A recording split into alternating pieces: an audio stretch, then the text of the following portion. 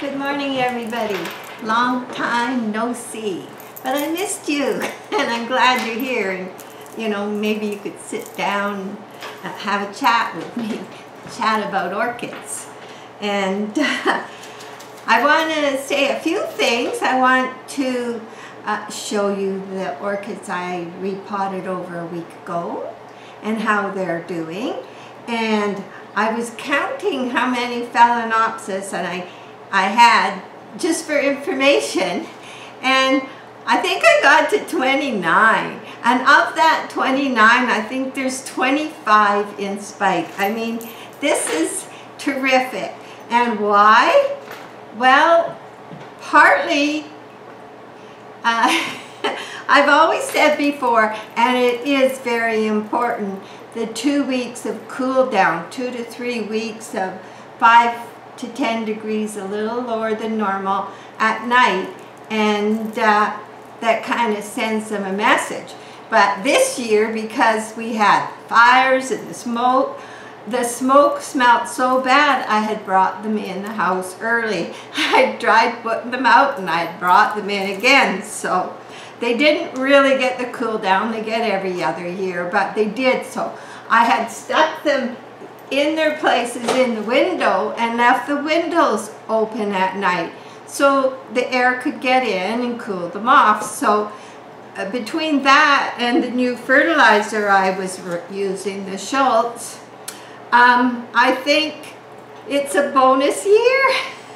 I'm so happy. Or even, you know, they say the shock to the orchids is what? Also, well, maybe the smoke was a shock. I don't know, but I am going to have more blooms this year for Christmas, I think, than any year. And they're all coming. And the large traffic cone that I have, it didn't show any spikes, and I fertilized it.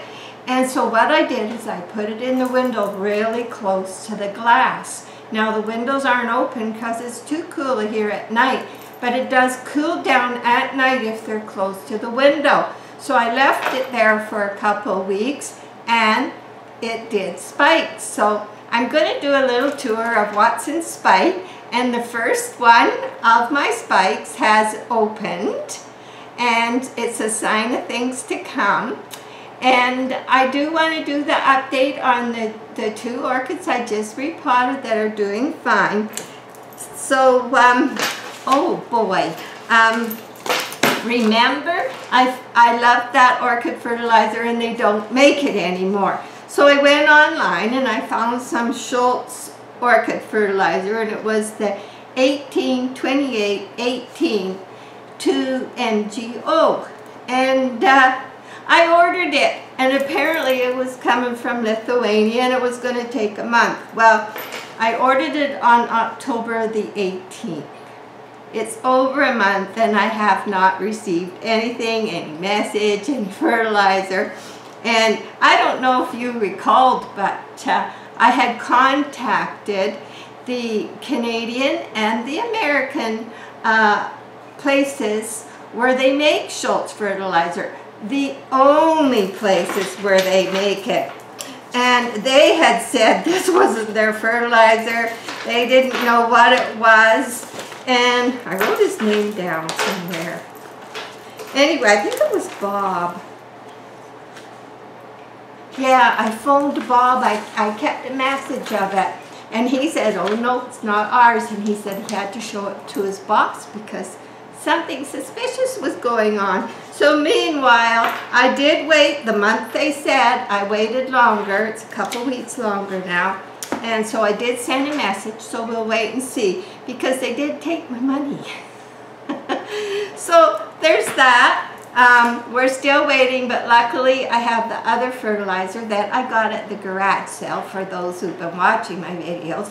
And I shared half with my daughter, and I want to take you for a trip over there one day because she hasn't had her spike reliably at all, but she's moved to a new place that's a lot brighter, and she's also started using the fertilizer. So she's noticing spikes. So one day I do want to go over there and show you her place and her orchids and how they're doing. She's got the bug. It doesn't take much. Yeah, they're so rewarding, and really, I'd rather repot an orchid than any other house plant that's in soil, dirt. I mean, bark or whatever media you're using is still better than dirt. So that's something I've always kind of felt. So there's that. And before I take you on the tour and explain a few things, on Saturday, we went to an estate sale, and here in Salmonara estate sale, don't think it's something big. It was a little tiny suite across from the mall downtown, where I guess the person was living that passed away, and they were selling some antiques and stuff, and we love antiques and stuff, but you know, we don't have a lot of cash, so we're not big spenders. We can find amazing things for just a little bit of money. But anyway, we decided to go there, and there was kind of lots of neat things. There was in 2 rooms in this home. So I walk in the door and I look on the floor, and holy smokes, I was took back 60 years or more. Here was this little fireplace that we used to have in our home. We had a little old, Mama was a war bride and Dad was in the army in England, and she grew up in a house in England, and they had a fireplace in every room, and she kind of missed that when she moved to Canada, moved into this little war home, and it was small and damp, and anyway, she missed her fireplace. So I guess they'd gone out and bought this phony fireplace. It has no heat. It just has a light bulb, and the original light bulb is in this one. And it has an original light bulb, and it casts a beautiful orange glow. Now, it was filthy dirty, but when I looked at it, I thought, oh my goodness, that is the fireplace that was when I was just a kid. That was Mom's fireplace. And I thought, holy smokes, and $80 he wanted for it. And I thought, oh, but you know what? I just wanted to surprise Mom. Her birthday's on December 6th. And I thought, what's she going to do when she sees that? So I said to the guy, I says, I just can't pay $80 for this. And it was in good shape, but all the parts were there. So I said, I'll give you 50. I said, that's, I really can't. And I explained the story, and that Mom lives with us, and she'll be 95 in December. And he said, okay. So I never spend that kind of money. But you know what? I thought $50, and it'll be worth Mom being surprised and just the memories that it brought back. So when we do the orchid tour, where I'm going to put the Christmas tree in the living room, I'm going to have it under it, but it's there by the window, and I do want to show it to you. And also, YouTube has opened up my community site, and now I can upload pictures there and different things. So I did do a short video, and it's noisy, so be prepared if you go to listen to it, of Mom seeing this fireplace for the first time. And so that being said, I'm going to take you on a little tour of the orchids, and I'm glad to have you with me. I always am, and it's just too bad we're so busy sometimes, you know. And I enjoy my visits with you and the comments I get, and it's a really enjoyable time for me, believe it or not. So let's take you on that little tour.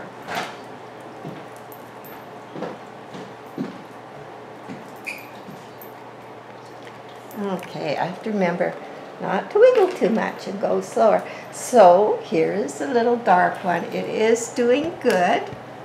The little buds I thought that were going to fall off, they did, because they were already looking like they got the cold. But I noticed there's new ones coming. they got the cold in the store because they were right at the door and we were going through a really cold spell, but there's new flowers coming and it seems to be doing really well. It's in the smaller bark, my regular bark, but the smaller bark. The little pots, they still get a little dribble, not a real watering, but enough to give them a little bit of extra moisture because they're in the house, the furnace is on, and even in the summer. So the smaller pots do seem to do that. Now here we are with the big one. It lost a couple of original first flowers. All the buds have opened. So it's doing really well. It didn't lose any buds. They all opened. So there we go. Okay, now let's go check out what orchid is flowering first. You know the Monet pot? The three-way sewer pot? Well, it's the one that's opening first. So here we go. Boy, winter is holding off here. It's beautiful and sunny outside. It's cold, but it's awesome. So there's two more spikes to open here. These two. They're purple. I put a white one in the middle, and I put purple on each side. So, where are you? So there's another one coming there. And here, still a new leaf coming. And this one has been flowering steady. One's just kind of dying off and one's just coming. And there's another one way inside. So it seems to be doing really well. So, okay. Now here we go. Our first spike. This is one of my older orchids. This is Moon Glow. And so look how fast they're growing. Like they're doing so well. As you can see, the leaves look healthy. And down here is another little one. It has a spike. And you can see I stuck a little cotton ball in here because it got a bit of sunburn on that leaf in the summer. And it was a little dark there, and I just wanted it not to be moist, but to always be dry. So I stuck that little cotton ball in there just to give the leaf some air space.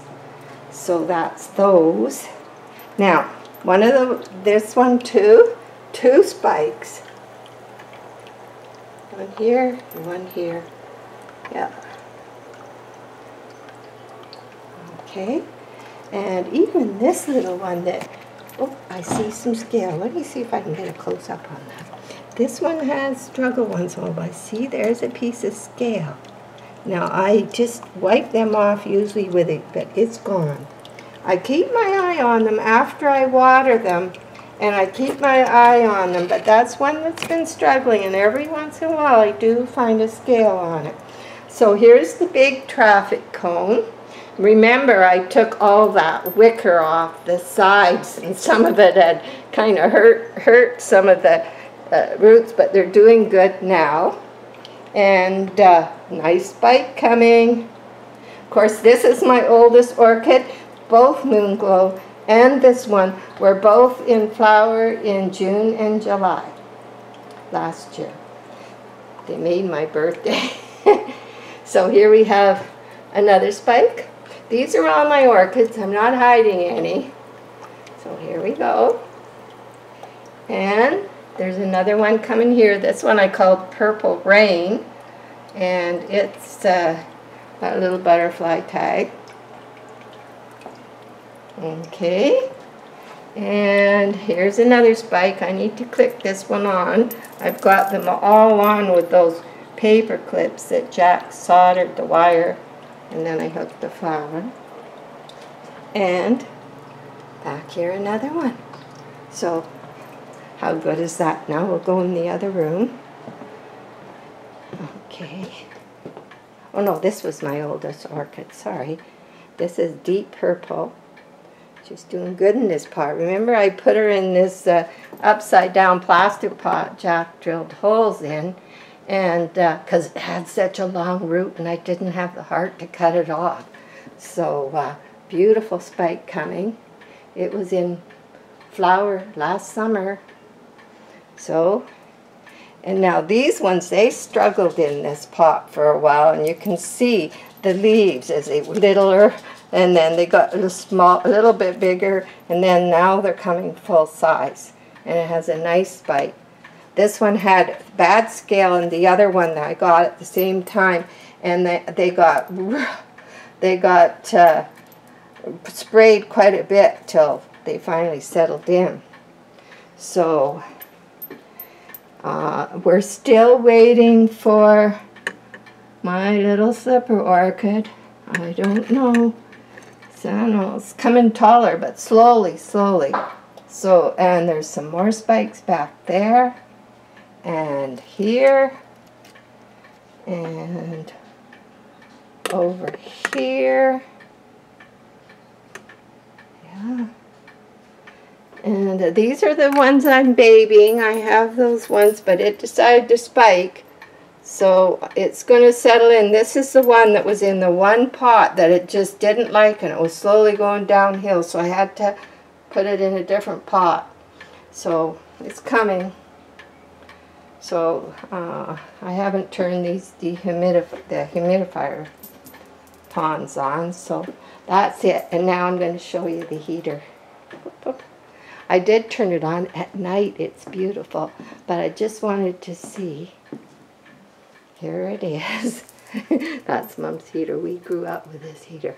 And you see an orange glow in the dark. It shows way better. But this is what it is. You know, if you were in an apartment and you couldn't have any real heaters, it is beautiful. And you know, there's getting quite popular. I noticed online they have heaters that you can buy that are old, and they just cast a light like this. So there we are. You'll get a peek of our beautiful day out here today. There's some snow way up on the mountains. Did I get that mountain? Yeah. There's snow out there anyway. But on our street, yes, the longer that lasts, the better. I think I even see the fish still swimming around down there. The sun's in my eyes, so I can't really see what I'm doing here. Anyway, that's it for today, and thanks for joining me. And I'm going to upload that video to the community site on my home channel. And bye for now.